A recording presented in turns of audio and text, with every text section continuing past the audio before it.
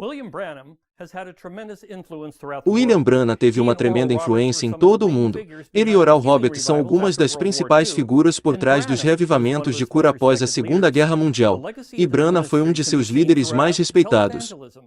O legado do seu ministério pode ser visto em todo o televangelismo e o movimento carismático hoje, embora seu papel tenha sido influente no início do movimento carismático ao longo do tempo. Muito de suas doutrinas mais controversas foram rejeitadas. Outros continuam elogiando-o como um poderoso homem de Deus. Seu ensino vive na vida de seus seguidores, que são comumente conhecidos como crentes da mensagem. A principal marca da organização Gravações da Voz de Deus afirma ter enviado materiais de Branham para todos os países do mundo em 70 idiomas. Neste primeiro de uma série de vídeo de 2 partes, estarei falando sobre a vida e reivindicações de Branham de visitas e sinais sobrenaturais, e no próximo vídeo irei examinar de perto algumas das doutrinas de Branham. Agora, para começar, eu quero dar uma visão geral realmente rápida da vida de Branham agora. William Branham nasceu em Kentucky em 1909, em uma pequena cabana de toras em péssimas condições. Ele disse que um ano quando ele foi para a escola ele nem tinha uma camisa para vestir, o tão pobres que eles eram. Mas mesmo desde o início de sua vida, esses sinais sobrenaturais que ele afirma que o seguiram ao longo de sua vida começaram desde o início. Isso é o que ele disse aqui em suas próprias palavras. Abre aspas. Quando o Senhor Deus me trouxe à terra, havia uma luz parada na pequena janela. E quando eles abriram a janela, a luz vem girando. Fecha as aspas. Então, no início de sua vida, esses sinais sobrenaturais estavam aparecendo, mas eu quero fazer uma pausa por 1 minuto e conversar um pouco sobre a gramática dele. Como você pode ver nesta última linha. Abre aspas. Eles abriram a janela, a luz vem girando. Fecha as aspas. Isso não é um inglês adequado. Diríamos que a luz veio girando. Branham não teve muita educação formal, então, às vezes, seu inglês pode ser um pouco agitado em termos de gramática. Isso não é uma crítica contra ele. É apenas a natureza das coisas. Então, quando você vê essas coisas que estou lendo, é como Branham disse que estavam bem. Quando Branham tinha 3 anos de idade, recebeu uma mensagem de Deus dizendo que iria morar próximo a uma cidade chamada New Albany. Naquele mesmo ano, a família de Branham mudou-se para Jeffersonville, Indiana, que fica próximo a New Albany. Entre 1928 e 1933, Branham foi convertido a Cristo e foi ordenado. Agora, na linha do tempo aqui é um pouco confusa se você for a muitos sites pró-Branham. Eles dirão que Branham começou seu ministério em 1928, quando foi salvo. Há uma razão boa para eles dizerem isso, porque há algumas coisas que Branham disse que o levariam a acreditar que foi que aconteceu. Agora, deixe-me fazer uma pausa aqui novamente por um momento e deixe-me explicar o que esses números significam aqui que você vê. Se você é um seguidor da mensagem, você sabe o que significam. Então deixe-me explicar para o resto do pessoal. Vamos olhar para esse segundo exemplo. 63-12. Esta é uma data, especificamente uma data em que Branham deu o seu sermão, e a maneira como isso funciona. Então os primeiros 2 números são o ano 63. Então isso seria 1963. E 1 e 2. Temos 12. Esse é o 12º mês de dezembro. E então o 01. Esta é a data de 1º de dezembro de 1963. Agora, se houver uma letra após esses números, o que isso significa é que Branham deu mais de uma palestra naquele dia. Então se for M significa manhã, A é tarde, e à noite.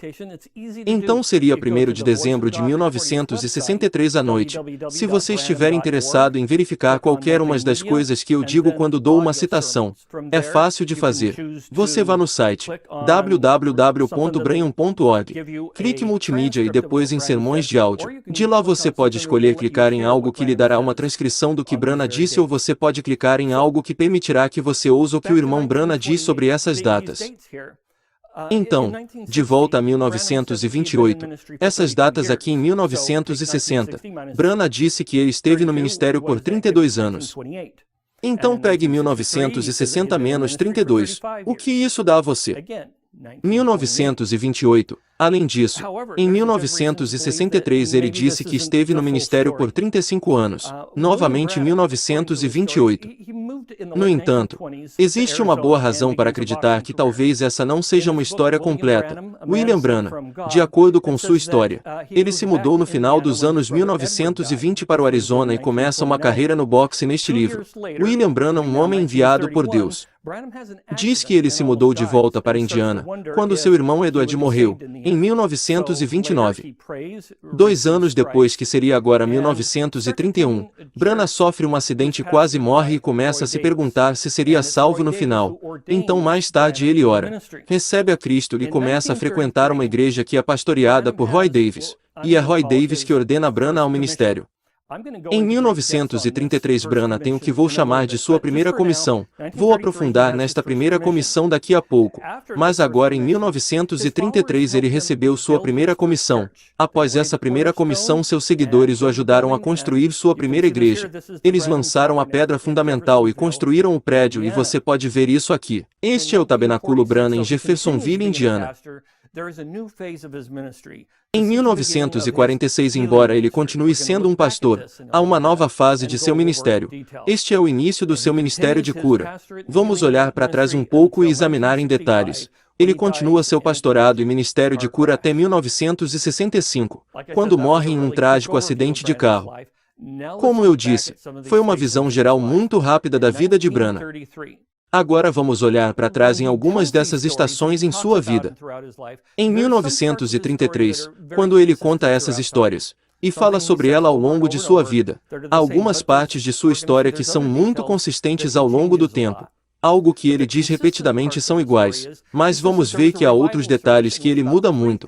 Mas a parte mais consistente da história é que ele diz que houve um culto de avivamento, no qual compareceram 3.000 pessoas e após o culto de avivamento, eles desceram até o rio Ohio, e Branham batizou os convertidos do culto de avivamento. Quando ele batizava a 17ª pessoa, uma luz desce dos céus, e quando a luz desce, uma voz fala da luz, e aqui está a descrição de Branham do que essa luz diz. Abre aspas. Aqui vem aquela coluna de fogo girando no ar descendo de onde eu estava e a voz dizendo, como João Batista foi enviado para preceder a primeira vinda de Cristo, sua mensagem precursará a segunda vinda de Cristo, fecha aspas. Agora, há pessoas paradas na margem vendo isso, há pessoas sendo batizadas e você pode imaginar, se isto é o que realmente aconteceu, teria criado um frenesi. Este teria sido um evento bastante empolgante de ver. E Branham acredita que foi exatamente isso que aconteceu. As pessoas ficaram entusiasmadas com isso e entrou nos jornais. Branham disse que os jornais esgotaram e varreu para o Canadá pelo Associated Press ao redor do mundo. Um ministro local batista batizando. E disse que uma luz mística aparece sobre ele. Agora, o que eu disse a vocês são coisas que são consistentes nesta história e vamos examinar em um minuto coisas que são inconsistentes. Mas primeiro, deixe-me explicar o que é importante. Deixe-me dar um exemplo. Talvez você e um amigo estejam em um café e algum homem sai da rua e pergunta, ei, você ouviu sobre aquele acidente? Foi bem ao fundo da rua. Não, não ouvimos sobre o acidente. Conte-nos sobre isso. Então o homem disse, bem, há esses 2 carros. Um deles passou o semáforo vermelho e acabou batendo no outro carro e as pessoas dentro ficaram feridas. Mas graças a Deus ninguém ficou seriamente ferido. Há 3 ou 4 pessoas reunidas ao redor dos carros ajudando as pessoas, chamando a ambulância. E um homem do outro lado da rua. Provavelmente havia umas 12 pessoas assistindo esse evento. E você fica, uau, ok. Não, eu não ouvi nada sobre isso. Digamos que talvez algumas horas depois você esteja no banco e você está na fila e você percebe algumas conversas ali. Há esse mesmo homem e ele está falando com alguém e você pode ouvir e ele está contando a essa pessoa o que viu e diz, uau, o grande acidente. Você ouviu falar sobre o acidente. O povo não sabe. Cara, isso aconteceu há apenas pouco tempo. Um ônibus que passou pelo cruzamento e bateu direto no carro. Cara, essa pequena criança foi jogada no carro e caiu na rua. Foi horrível. Havia 20 pessoas cercando o carro tentando ajudar as pessoas que estavam presas dentro. E havia 200 pessoas paradas assistindo. Foi uma terrível tragédia.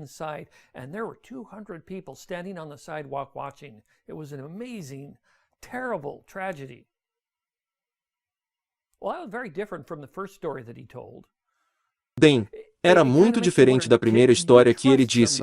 Isso meio que faz você se perguntar se você pode confiar em alguém que errou em todos esses detalhes. O colocar dessa forma. Se esse homem fosse ao tribunal e testemunhasse sobre o que viu, você confiaria no que ele disse? Quando perceber que todos esses detalhes estão errados, você pode pensar que algo tem acontecido, mas você não seria capaz de confiar no que ele disse, porque seus detalhes mudaram. Dizem que ele conta várias vezes e cada vez que apresenta diferentes eventos, diferentes quantidades de pessoas, diferentes tipos. Você não pode confiar em alguém assim.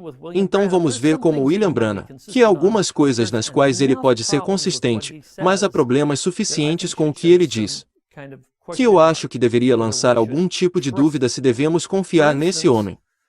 Por exemplo, como muitas pessoas foram batizadas, eles tiveram um culto de avivamento, 3.000 pessoas estavam presentes, eles desceram no rio para que Branham pudesse batizar aqueles que se converteram. Quantos foram batizados em 1950? Ele disse que 130 pessoas foram batizadas. Agora, nós obtemos esse número neste livro. William Branham, um homem enviado por Deus. Isto foi escrito por Gordon Lindsay. Gordon Lindsay era contemporâneo e amigo de William Branham. E de fato a maioria do livro são citações diretas de William Branham. E então neste livro ele disse que 130 pessoas indo para o rio para serem batizadas. Bem, naquele mesmo ano, Branham disse que centenas de pessoas foram batizadas. Agora eu não sei sobre você, mas ouve a palavra centenas. O que isso significa? Definitivamente, bem mais de 100, provavelmente mais de 200, pelo menos que foram batizados. Então é um salto significativo de 130. Mas avançamos 5 anos, e então William Branham disse que havia de 200 a 300 que foram batizadas. E então em 1955, no mesmo ano, apenas algumas semanas depois, ele disse que havia 500 pessoas que foram batizadas. Agora, de 1960 a 1963, essas outras citações, sim, ele continua com essa ideia de 500 pessoas, mas em 1964, ele disse que havia 1.000 pessoas que foram batizadas, o que seria um evento incrível de se ver, mas meio que me faz duvidar, deve nos fazer duvidar do que está acontecendo, porque sua história continuou mudando, e esta não é a única parte em sua história que muda. Como ele estava batizando, as pessoas vieram e ficaram na margem do rio para assistir enquanto ele conta a história. Esses números mudam. Agora, essa primeira data de 1950 do livro, eles não mencionam quantas pessoas estão na margem. Não há nada de errado com isso. Mas na outra citação aqui de 1950 diz que milhares estavam na margem assistindo isso. Então isso significa que pelo menos 2.000 pessoas estavam na margem assistindo. Nós vamos para 1955. Agora ele diz que há centenas. Havia centenas de pessoas, em vez de milhares. E apenas algumas semanas depois, ele diz agora que havia 7 a 8 mil pessoas na margem. 1960 ele diz 3.000. 1963 ele diz 4 a 5 mil. Em 1964 ele alegou que havia incríveis 10.000 pessoas em pé na margem assistindo o batismo. Now, that revival that started all this, there were only 3,000 people in that. So there were 3,000 people at the revival service. Agora, aquele avivamento que começou tudo isso, havia apenas 3.000 pessoas naquele. Então havia 3.000 pessoas no culto de avivamento. E agora 10.000 pessoas assistindo 1.000 serem batizadas. É um pouco difícil de acreditar quando vemos quantas vezes suas mudanças na história nos fazem imaginar no que realmente devemos confiar. Agora lembre-se, o que mais Branham disse sobre isso? Disse que os jornais se apoderaram dessa história e ela apareceu nos jornais, pelo Associated Press. Foi para o Canadá. Mas onde estão essas notícias de jornais? Você pode acessar arquivos. E pesquisadores fizeram isso. Eles olharam para todas essas notícias da imprensa, que ele disse que estavam na primeira página desses jornais. Teria esse evento acontecido. Mas pelo que já foi visto, só foi encontrado em um jornal, o Noticiário Noturno de Jeffersonville, 2 de junho de 1933. Era um pequeno recorte de jornal que diz que 14 conversões são relatadas em uma reunião de tenda conduzida na 8ª com a rua principal pelo reverendo William Branham. Lembra-se sua história. Era a 17ª pessoa que ele estava batizando quando a luz desceu. O jornal disse que havia apenas um total de 14 pessoas batizadas.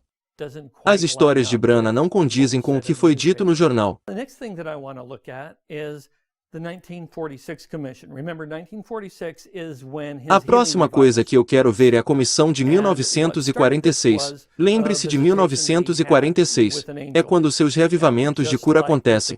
E o que começou isso foi uma visita que ele teve com um anjo. Agora, assim como com o serviço batismal, quando ele conta a história, há algumas coisas que são consistentes com o que ele diz, e as consistências são: William Branham estava ficando muito preocupado com todas essas diferentes coisas espirituais que estão acontecendo em sua vida, como a luz sobre sua cama, e existem outras coisas, e isso era preocupante para ele. Então ele sai para uma sala e uma luz aparece para ele. E através dessa luz um anjo vem até ele. E então esse anjo fala com ele. E é isso que o anjo diz. Abre aspas. Se você for sincero e fizer as pessoas acreditarem em você, nenhuma doença ficará perante sua oração, nem mesmo câncer. Fecha aspas. Mas como as pessoas saberão disso? Como ele fará com que as pessoas acreditem nele? Bem, dois sinais que seriam dados vindicariam o ministério de William Branham. O primeiro seria curar. O que Branham faria é pegar sua mão esquerda e seguraria a mão direita da pessoa que precisava de cura. E sua mão vibraria. E diferentes doenças, diferentes problemas causariam um tipo diferente de vibração, deixando-o saber exatamente do que ele precisava ser curado. E então ele os curaria. Agora, o segundo sinal, para vindicar seu ministério, seria conhecer o coração de uma pessoa. Ele poderia dizer à pessoa coisas sobre eles, que não havia nenhuma maneira de William Branham saber, que ele nunca tinha conhecido essa pessoa antes, mas ele foi capaz de fazer isso como um sinal sobrenatural de Deus para vindicar seu ministério, e para que as pessoas acreditem nele. Então essas são as coisas consistentes em sua história. Há problemas com isso. Embora quando isso aconteceu fosse a primeira pergunta que eu gostaria de fazer, quando essa visitação com o anjo ocorreu. Em 1947, uma das primeiras vezes que ele fala sobre isso, ele disse que há pouco mais de 2 anos. Agora, olhe para a data aqui. É 2 de novembro de 1947.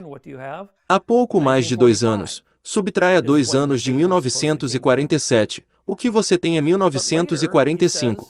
É quando esse anjo supostamente veio até ele, mas mais tarde ele disse que era 7 de maio de 1946, e está aí a data normal indicada para quando o anjo veio até ele. Mas o que é interessante é que apenas 3 semanas antes, ele disse que era 7 de maio de 1947.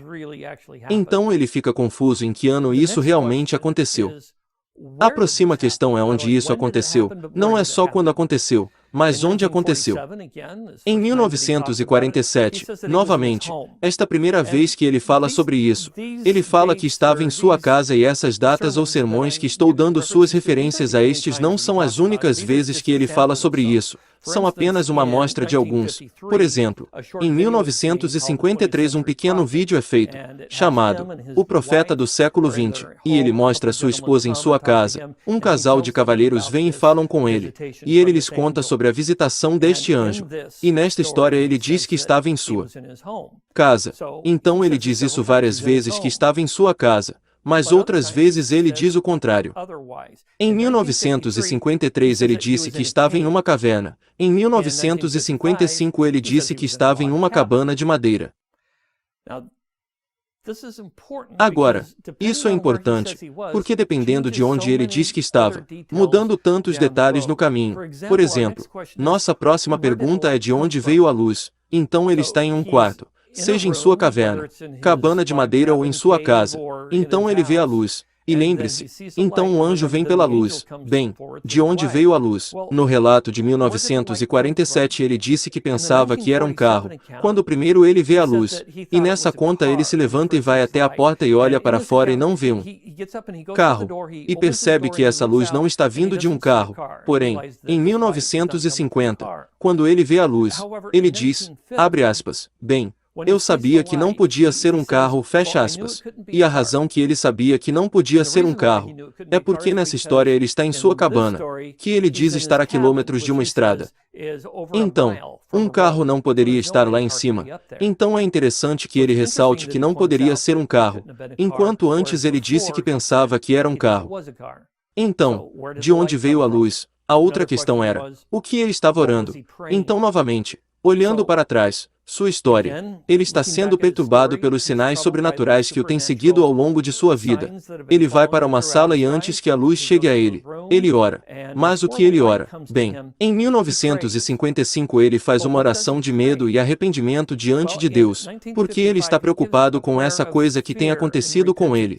E isso é o que ele diz. Sua oração era como, abre aspas, eu não quero que essas coisas aconteçam comigo. Por favor, Deus, nunca deixe isso acontecer nunca mais. Eu te amo. Eu não quero ir para o inferno.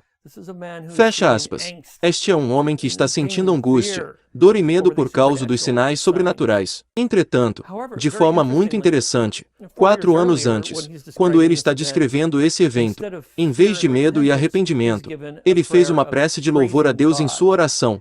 Ele disse que era algo como, abre aspas, ó grande Jeová, quão maravilhoso você é, como eu te amo, ó quão maravilhoso. Fecha aspas. Muito diferente, ele conta as histórias continuamente, os detalhes começam a mudar. Naquele relato do início de 1947, ele não diz nada sobre oração. Ele diz que está lendo sua Bíblia Scofield. Então ele ouve algo e então ele vê a luz. Agora, eu posso conceder. Possivelmente ele está lendo sua Bíblia Scofield. E então começou a orar. Mas não é o que ele diz. Se você for a 2 de novembro de 1947, e você ler o que ele tem a dizer, não soa como se você pudesse colocar uma oração lá. Ele está lendo a Bíblia. Ele ouve algo e então vê a luz. Então será que ele estava mesmo orando? Não podemos ter certeza, mas esse é o evento que deu início aos reavivamento de cura. Que você tem até 35 mil que vinham para ouvi-lo falar e para curar as pessoas. Quero dizer, olhe para essa imagem. É impressionante a quantidade de pessoas que vinham. Mais pessoas teriam vindo para vê-lo, neste período de tempo, do que qualquer outro orador.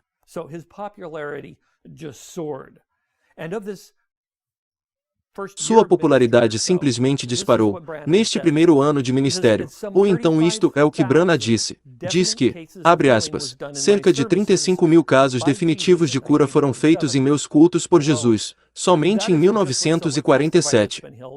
Isso não é apenas o que alguém testemunhou, foi mantido por declarações médicas. Fecha aspas. 35 mil pessoas curadas e tiveram declarações médicas para mostrar isso. Onde estão essas declarações médicas? Eu não acho que isso é certo. Você não poderia simplesmente lançar uma declaração como essa e não ter nada para apoiá-la. Eu gostaria de ver até 10 das 35 mil declarações médicas, mas não há nenhuma que eles tenham. Então ele está fazendo uma declaração e não é capaz de comprovar. O próximo ponto que eu quero tratar é algo que aconteceu em 1950. Eu chamo isso de 1950 Pilar de Fogo de Branham. É uma foto muito famosa que foi tirada de William Branham. Então, no início de 1950, ele vai para Houston, Texas, e ele vai falar no auditório da cidade, por 7 dias, e no Coliseu de Houston por 8 dias. E quando ele está no Coliseu, ele está no pódio, e ele está falando, e um fotógrafo vem, dá um zoom nele e tira uma foto. Acima de sua cabeça é uma coisa que chamamos de coluna de fogo. O que foi essa coluna de fogo que surgiu nesta foto? Branham chamou de várias coisas diferentes ao longo do tempo. Em um ponto ele diz que era o Logos, ou o Cristo, que estava em cima dele. Outra vez ele diz que era o anjo da aliança, que era o Cristo, o Filho de Deus, o Logos que saiu de Deus. Outra vez, ele disse simplesmente que era Deus. E então ele diz que é o Espírito Santo. Anjo de Deus, o mesmo Espírito que estava sobre Cristo, o que é interessante, porque antes ele disse que era Cristo, e agora é o mesmo Espírito que estava sobre Cristo. Por último, ele disse que era Jeová. Agora, alguns desses termos eram intercambiáveis para Branham, e talvez tentarei desempacotar alguns deles no próximo vídeo que falarmos sobre a doutrina, mas o suficiente para dizer que ele disse que essa coisa era muitas coisas diferentes. Branham and his crew wanted to verify this negative that shows the light above his head. Bem, Branham e sua equipe queria verificar esse negativo que mostra a luz acima da cabeça, porque viram nisso uma prova e uma justificativa de seu ministério, de que essa luz da qual ele falava que estava com ele toda a sua vida, realmente apareceu nessa fotografia. E ele pensa que, talvez, seus inimigos vão dizer, ó, aquele negativo foi adulterado, foi modificado, você não pode confiar nele. Então o que eles fizeram foi procurar um cara chamado George Lacy, e deram um negativo para George Lacy, e perguntaram se ele poderia examiná-lo. William Branham alegou que Lacy era o chefe do FBI, da impressão digital e documentos. Então alguém muito qualificado para ser capaz de nos dizer se esse negativo é verdadeiro ou não ou se tinha sido alterado. Lacy concluiu, de acordo com Branham, a luz atingiu as lentes, e foi assim que a luz atingiu as lentes. Então Branham afirmou que uma cópia da foto, depois de George Lacy verificar que é verdade, que a luz atingiu as lentes, Branham diz que a cópia da foto está em Washington, D.C., no Hall de Artes Religiosas, com uma nota embaixo dele, o único ser sobrenatural que já foi fotografado na história do mundo. Existem problemas com essa história. Antes de mais nada, apenas alguns exemplos factuais. Lacy não trabalha para o FBI. Ele era mais como um cara independente. Ele era muito qualificado para fazer o que a organização de Branham pediu que ele fizesse. No entanto, ele não trabalhava para o FBI. Ele não era o chefe dos documentos ou de qualquer outra divisão. Absolutamente não. Lacy não trabalhou no FBI, e o FBI nunca esteve envolvido. E, por último, não existe salão de artes religiosas em Washington, D.C. Agora, pelo que entendi, essa foto está em Washington, D.C., mas não está em uma parede ou em qualquer lugar. A equipe de Branham queria os direitos autorais desta imagem. E quando você registra algo, até onde eu sei, o governo vai manter uma cópia em um arquivo em algum lugar em Washington, D.C. Então existe uma cópia lá, mas não está pendurado na parede. E não diz que isso é a prova de um ser sobrenatural que foi fotografado.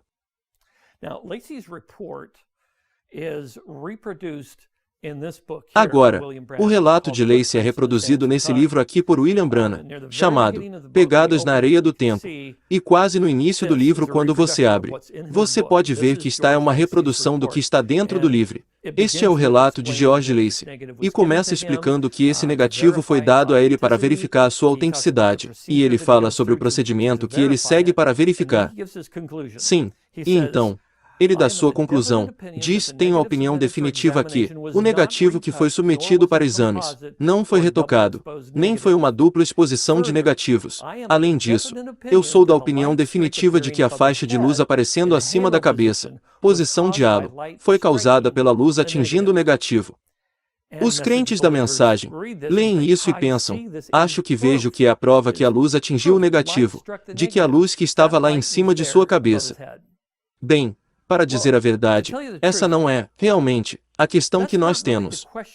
Nós não estamos perguntando se a luz, realmente, atingiu o negativo.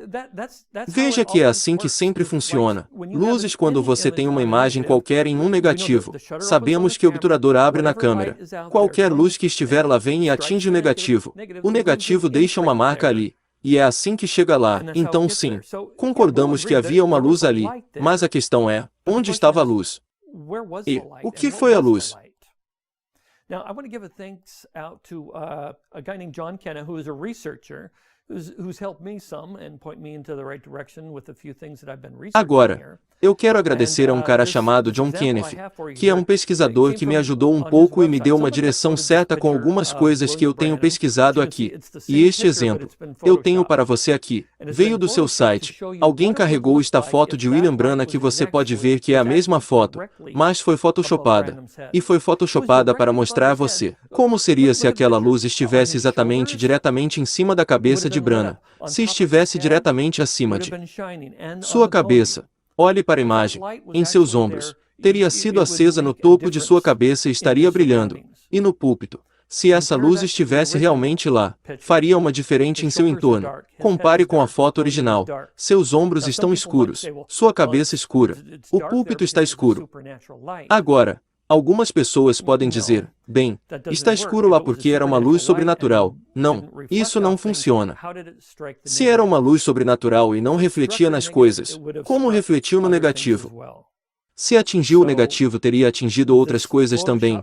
Então esse Photoshop de Branham mostra que a luz não estaria diretamente acima de sua cabeça.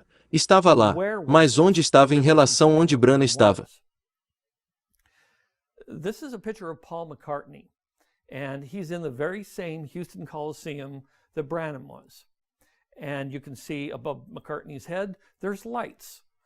And nobody's going to think, oh, look, there's more pillars of lights. Now they're floating Esta é over uma Paul foto de McCartney. Paul McCartney. E ele está no mesmo Coliseu de Houston que Branham estava. E você pode ver acima da cabeça de McCartney. Há luzes. E ninguém vai pensar ou olhe.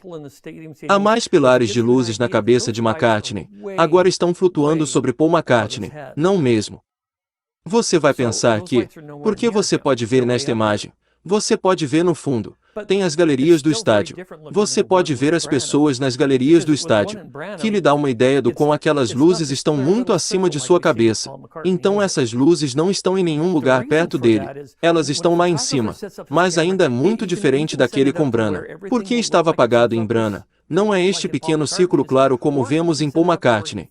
E a razão para isso é, quando um fotógrafo monta sua câmera, ele pode configurar para que tudo pareça estar em foco, como em Paul McCartney. Ele pode configurá-lo para onde ele se concentra, e diretamente em seu assunto, e as coisas no fundo começaram a ficar um pouco embaçadas. Agora, se você olhar para William Branham, logo acima de seu ombro, há uma pessoa no fundo. Há a figura de um homem. E está um pouco borrado. O motivo é que o fotógrafo estava focado diretamente em Branham. Coisas no fundo estavam borradas. Esse homem no fundo está borrado. E se essa luz, se veio do teto, olhando para a altura do teto, que a luz estava longe e teria ficado muito mais borrado do que o homem na foto, mas você pode não estar convencido, pois acho que talvez não devesse, porque veja como. Essas luzes são pequenas com Paul McCartney, em comparação com William Branham. Bem, há uma razão para que. Depende de como você enquadra sua foto e como isso está alinhado. Deixe-me mostrar outra foto do Coliseu de Houston. Esses lutadores estavam lá no Coliseu, e esta foto foi tirada. E olhe acima das mãos desse homem. Vamos dar um zoom nisso. Quase parece que a mão desse lutador vai atingir a luz, mas sabemos por aquela outra foto com Paul McCartney que a luz estava bem alto no ar. Não há como a mão dele atingir a luz, exceto você pode ver como essa luz parece muito maior do que parecia com Paul McCartney. A razão é a forma como a imagem é enquadrada e alinhada faz com que pareça maior. Ele não está certo, e a mesma coisa com William Branham, que isso, o pilar de fogo acima de sua cabeça, era provavelmente da luz que estava no teto no Coliseu de Houston. A próxima coisa que eu quero dar uma olhada é na comissão de 1963 de Branham. Eu não mencionei isso no rápido histórico analisando sua vida, mas em 1963, ele recebe outra comissão, onde alguns anjos vêm a ele e lhe dizem algo. Mas antes de começarmos com a comissão de 1963, na verdade, a história realmente começa em 1962. Branham recebe uma visão sobre o que iria acontecer com ele em 1963. E ele está explicando aqui o que aconteceu em sua visão. Ele disse, abre aspas, eu sei que isso é uma visão, e eu sei que estou em Tucson, Arizona. Fecha aspas. Agora, ele não está dizendo que está em Tucson, Arizona, no momento que está falando, mas ele está dizendo que, na sua visão, estava em Tucson, Arizona. E em sua visão ele diz que uma explosão veio, e aqui vem 7 anjos da eternidade. Os anjos estavam em uma pirâmide, feita em uma forma de 3 de um lado e 1 no topo. E eles caíram da eternidade. Agora, há várias coisas importantes sobre esta visão e o que ele diz aqui. Primeiro, em sua visão ele diz que isso acontece em Tucson, Arizona. Haveria uma explosão e haveria 7 anjos. E estes 7 anjos viriam a ele. Viriam a ele numa forma específica de pirâmide, 3 em cada lado, e 1 no topo. Essas são coisas importantes a serem lembradas. Também olhe para a data de 30 de dezembro de 1962.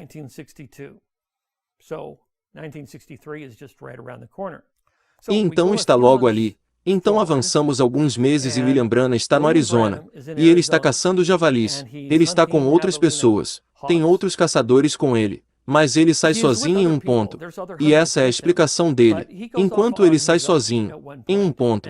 Essa é a explicação dele. Enquanto ele sai sozinho, ele diz, abre aspas, e naquela manhã eu estava lá catando carrapichos, na perna da minha calça, e a explosão aconteceu exatamente do jeito que eu disse.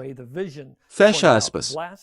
Presumo que ele se refira à maneira como a visão apontou que a explosão aconteceria dessa forma. Abre aspas, devo ter pulado do chão e logo acima de mim estavam os anjos do Senhor. Fecha aspas. Então esses anjos vieram para ele, e um dos anjos fala com ele. O anjo disse que o tempo estava próximo para esses 7 selos, que guardavam os 7 mistérios de toda a Bíblia. Foi selado com esses 7 selos. Basicamente que ele está apontando para a revelação do capítulo 10, versículo 7.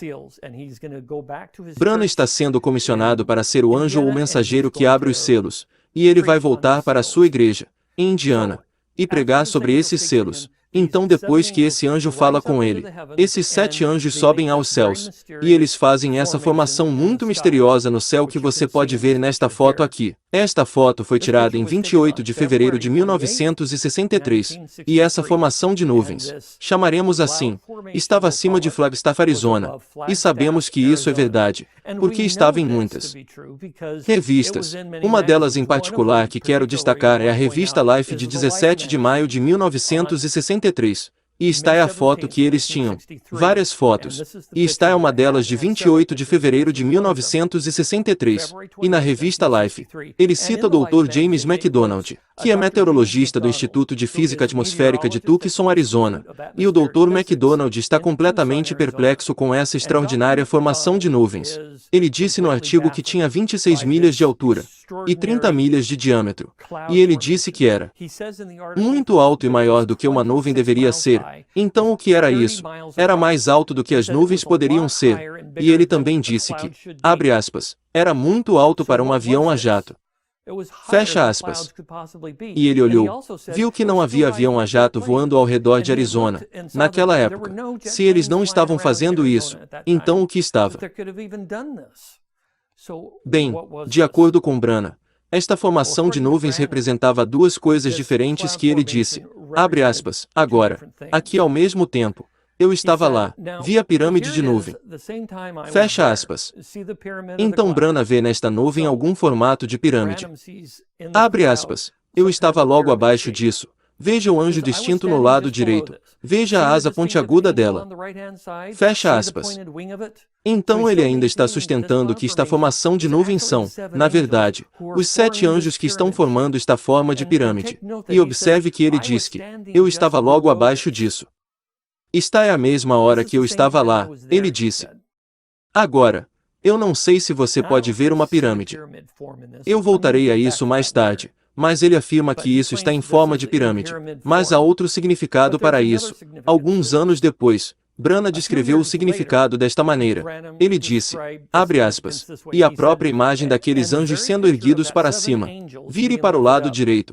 O que me permite virar para o lado direito. E lá está o rosto do Senhor Jesus olhando para a terra novamente. Fecha aspas. Você vê o rosto de Jesus nesta nuvem. Bem, deixe-me mostrar como os crentes da mensagem veem o rosto de Jesus nesta nuvem. Este é o rosto que eles veem. Está é uma pintura de Erich Hoffman. E era o Jesus favorito de Branham. Branham disse que sempre que ele tinha uma visão de Jesus, era assim que ele se parecia na pintura de Erich Hoffman. E esse é o rosto que está na nuvem. E é assim que funciona. Então há o rosto de Jesus representado na nuvem. Agora, uma coisa que faz com que pareça que realmente não se encaixa muito bem, você pode notar, é a nuvem. É como sobreposta sobre o topo de Jesus. E há uma razão para que, de acordo com Branham, isso é o que ele explica. Abre aspas, há uma peruca branca que costumavam usar. Coloque uma peruca branca e use-a como um juiz. A Inglaterra ainda faz isso. Quando você tem autoridade suprema, Jesus é a última autoridade. Ele é a autoridade suprema, fecha aspas. Então o que Branham está nos dizendo é que a peruca branca que o juiz usa na Inglaterra representa que aquele juiz tem autoridade suprema. E é por isso que Jesus tem a peruca branca neste exemplo visual que ele dá ao mundo em 28 de fevereiro de 1963.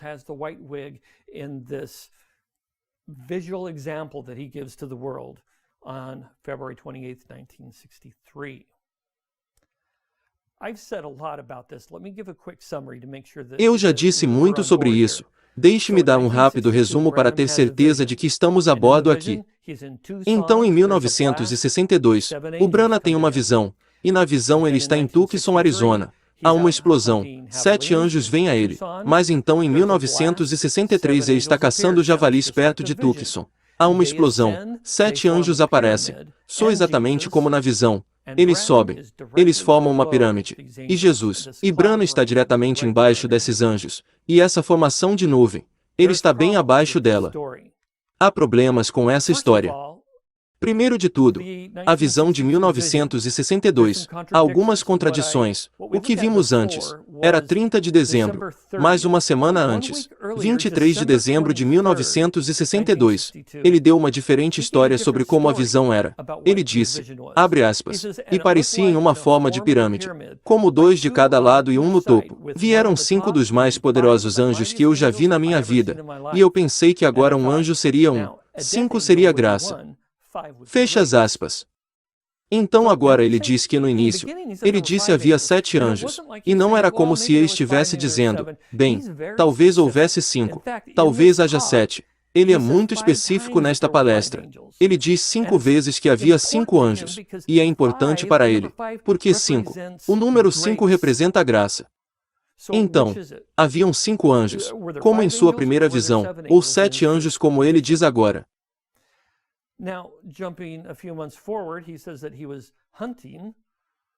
Agora, pulando alguns meses para frente, ele diz que estava caçando, mas ele não estava caçando na data em que a nuvem estava lá. Lembre-se que a nuvem estava lá no dia 28 de fevereiro. Bem, a temporada de caça aos javalis não começa antes de 1º de março. Você pode pensar ainda, ok, qual é o problema? É apenas um dia antes de 28 de fevereiro, porque ele não poderia ter caçado apenas um dia antes da temporada de caça, que é considerado caça furtiva, ou seja, ilegal, para caçar quando não está na estação. E Branagh é um ex-guarda florestal, e ele levou a caça furtiva muito a sério em uma de suas palestras. Ele comparou a caça furtiva com assassinato, então não tem como ele estar lá fora caçando furtivamente, porque estava incrivelmente errado. Em que hora do dia essa coisa toda aconteceu, quando aqueles anjos vieram até ele e ascenderam aos céus? Bem, o que lemos antes? Ele disse, abre aspas, e naquela manhã, eu estava parado ali tirando os carrapichos, e era de manhã. Fecha aspas. Anjos vêm até ele contar suas histórias e eles se levantam. Não é adequado. A nuvem estava sobre o Arizona, e este é o artigo da revista Life aqui, e ele nos diz que quando a nuvem estava lá eram 6 horas e 10 minutos da manhã. Esta foto foi tirada em Prescott. Agora, não é onde a nuvem estava. A nuvem, de acordo com o artigo, e de acordo com o Dr. McDonald, estava sobre Flagstaff. É exatamente onde a foto foi tirada. A foto tirada em Prescott, a nuvem só estava visível por cerca de meia hora à noite. Branagh disse que era de manhã, mas era claramente à noite quando veio. Bem, há um problema com isso. Outro problema era que Branagh não estava sob a nuvem que ele disse, no que lemos antes, e aqui está outra que ele disse, abre aspas, eu estava bem embaixo da nuvem quando eles tiraram a foto. Fecha aspas. Bem, verdade. Você estava debaixo da nuvem quando tiraram a foto.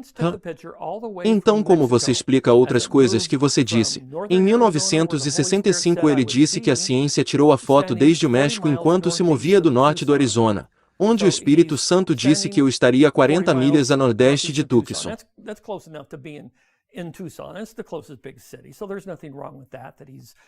Então ele está em pé 40 milhas a nordeste de Tucson, que é perto o suficiente de estar em Tucson, que é a cidade grande mais próxima. Então não há nada de errado nisso, que ele está certo em Tucson, porque, lembre-se, Tucson é onde a visão disse que ele estaria. Mas a nuvem não estava em Tucson, a nuvem estava em Flagstaff. Agora, você pode não estar familiarizado com a geografia do Arizona, mas deixe-me mostrar. Então aqui está Flagstaff, no Arizona, e eu tentei fazer a imagem da nuvem aqui parecer que teria o tamanho certo, se tivesse 26 milhas de altura, 30 de diâmetro. E é assim que Tucson fica longe aqui, a mais de 200 milhas de distância. Então, se Branagh estava em Tucson, como ele pode dizer que estava bem embaixo da nuvem, que estava a 200 milhas de distância? Você não pode ter as duas coisas. Ele não poderia estar bem embaixo dela. Uma das primeiras vezes que viu a revista Life, ele olhou para a revista Life e disse, abre aspas, procuro ver quando foi. Fecha aspas. Significa que ele olhou para ver quando foi a data da revista que dizia quando a formação de nuvens estava lá. Abre aspas. Olhei para ver quando era, e foi cerca de 1 ou 2 dias antes, ou 1 ou 2 dias depois de eu estar lá em cima. Olhei onde estava a nordeste de Flagstaff ou Prescott. Bem, era exatamente onde estávamos. Vê. Exatamente. Fecha aspas. Vê você o problema. Alguns problemas aqui. Ele disse que foi 1 ou 2 dias antes, 1 ou 2 dias depois. Então ele não estava lá de acordo com o que ele está dizendo neste momento, em 1º de junho, quando está olhando para a revista pela primeira vez. Lembre-se que a revista saiu apenas algumas semanas antes, e ele olhou para a revista pela primeira vez e admite que não estava lá, quando a nuvem estava lá. Ele estava alguns dias antes ou alguns dias depois. E ele também diz, Flagstaff, Prescott. Bem, é exatamente onde estávamos. Ele deveria estar em Tucson, segundo a visão. Mas agora ele diz que estava em Flagstaff a 200 milhas de distância.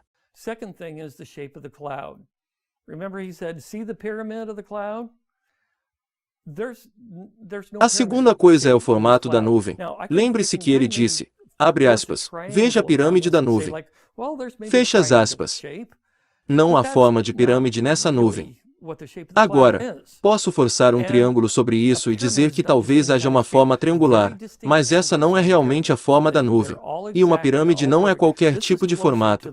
Ângulos muito distintos em uma pirâmide. Então eles são todos exatos e todos perfeitos. Isso está mais para um triângulo do que uma pirâmide. Não há nenhuma maneira de você fazer isso caber dentro ou fora dessa formação de nuvem.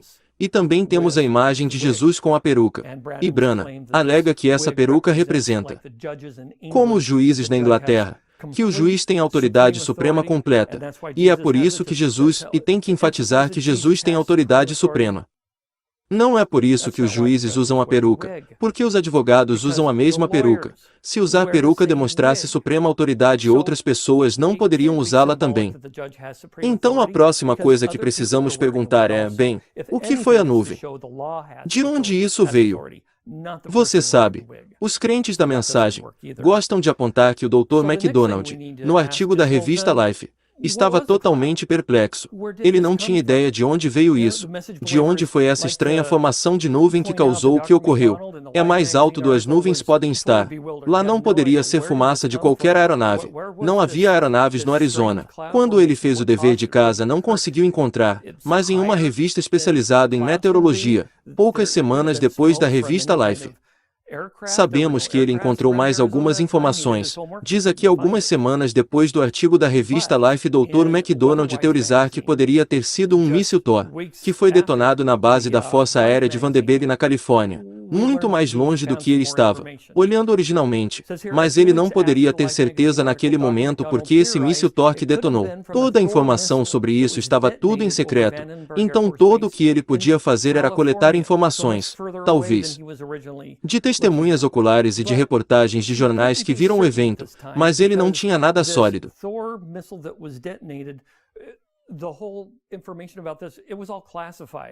So all he could do is gather information from maybe eyewitnesses and from newspaper reports that saw the event, but he didn't have anything solid. A few years later, alguns anos depois, o segredo foi aberto e a informação estava disponível. Agora, Dr. MacDonald nunca comentou nele novamente, e provavelmente foi que o Dr. MacDonald que estava interessado neste fenômeno natural realmente estranho. Mas depois que foi mostrado que era a fumaça deste míssil Thor, não era mais uma entrada. Ele não comentou sobre isso, de forma interessante, o suficiente. O míssil Thor quando detonou estava na mesma altura da nuvem de Branham. Então ele soprou no norte do Arizona. Embora não tenhamos o Dr. MacDonald comentando sobre isso, sua esposa Betsy MacDonald, ela comentou sobre isso em 1996 nesta carta. Ela diz aqui apenas para a pessoa que trouxe os materiais de segredo aberto para ela. Ela agradece por compartilhar os documentos de segredo aberto do Departamento de Defesa, que você obteve da Força Aérea dos Estados Unidos, sobre a incomum nuvem em forma de anel, observada no norte do Arizona. 28 de fevereiro de 1963. Então sabemos que ela está falando sobre a nuvem de Branham. Ela disse que esses documentos confirmam as conclusões científicas adquiridas de meu marido Dr. James McDonald, que essa nuvem atmosférica foi causada pela explosão alta na atmosfera de um Thor míssil disparado da base da Força Aérea Vandenberg, Califórnia. Não é mais um mistério. Na verdade, quando ela escreveu que não era um mistério já há muito tempo, mas foi perpetuado por todos os crentes da mensagem por bastante tempo até agora. Então, de volta a uma pergunta que eu fiz antes quando dei o exemplo de um cara vindo até você numa cafeteria. Você confiaria em William Branham, em um tribunal, para ser capaz de dizer o que aconteceu nesses diferentes eventos que ele fala sobre? Onde ele estava quando a formação da nuvem apareceu? Em Tucson ou estava em Flagstaff? Era de manhã. Era de noite. Ele estava com caçadores ou estava sozinho orando. Tantos relatos diferentes para a sua história. Eu acho que torna difícil acreditar que algo aconteceu. Então isso termina esse vídeo. No próximo vídeo, como eu disse, vamos olhar para alguns dos ensinamentos de Branham e tentar explorar na mente de Branham o que ele cria e o que ele ensinou aos outros. Obrigado.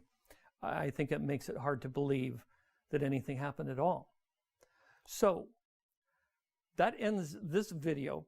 In the next video, as I said, we're going to look at some of Branham's teachings and try to explore in the mind of Branham what he believed and what he taught others. Thank you.